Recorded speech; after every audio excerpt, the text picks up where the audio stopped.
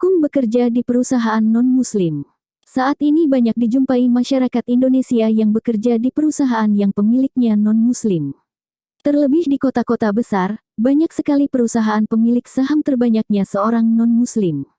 Terkadang ada masyarakat yang ragu dan memutuskan berhenti bekerja ketika mengetahui bosnya seorang non-Muslim. Nah, dalam fikih Islam, bagaimana hukum bekerja pada atasan non-Muslim?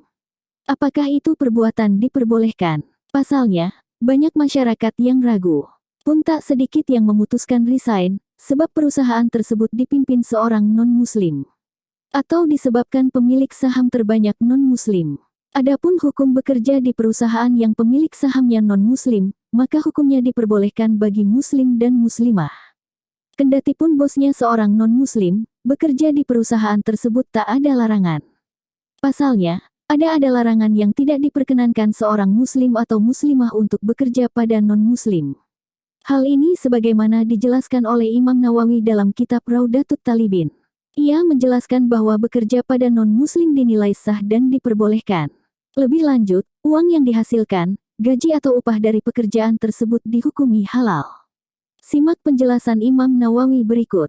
Diperbolehkan bagi non-Muslim menyewa orang Muslim untuk mengerjakan sesuatu yang masih ada dalam tanggungan, masih akan dikerjakan kemudian, sebagaimana orang Muslim boleh membeli sesuatu dari orang non-Muslim dengan bayaran yang masih ada dalam tanggungan, atau utang, dan diperbolehkan bagi orang Muslim menyewakan dirinya tenaganya kepada non-Muslim menurut pendapat yang paling sahih, baik ia merdeka atau hamba sahaya. Sementara itu terdapat sebuah riwayat yang mengungkapkan bahwa sahabat Nabi, sekaligus menantunya, Ali bin Abi Thalib bekerja pada seorang non-Muslim. Ali bekerja di kebun seorang Yahudi. Ketika telah gajian, upah dari hasil pekerjaannya tersebut dibawakan pada Rasulullah. Nabi pun memakan hasil jerih payah Ali tersebut. Simak hadis Nabi berikut. Dari Ibnu Abbas, suatu ketika Nabi Shallallahu Alaihi Wasallam mengalami kelaparan. Berita mengenai hal ini sampai ke telinga Ali. Ali pun lantas mencari pekerjaan sehingga bisa mendapatkan upah yang bisa dipergunakan untuk menolong Rasulullah. Ali mendatangi kebun milik seorang Yahudi. Orang Yahudi pemilik kebun itu meminta Ali untuk menimbakan air untuknya sebanyak 17 ember, setiap ember upahnya adalah 1 butir kurma. Orang Yahudi tersebut meminta Ali untuk memilih 17 butir kurma ajwah. Kurma-kurma tersebut Ali bawakan untuk Nabi. Hadits riwayat Ibnu Majah.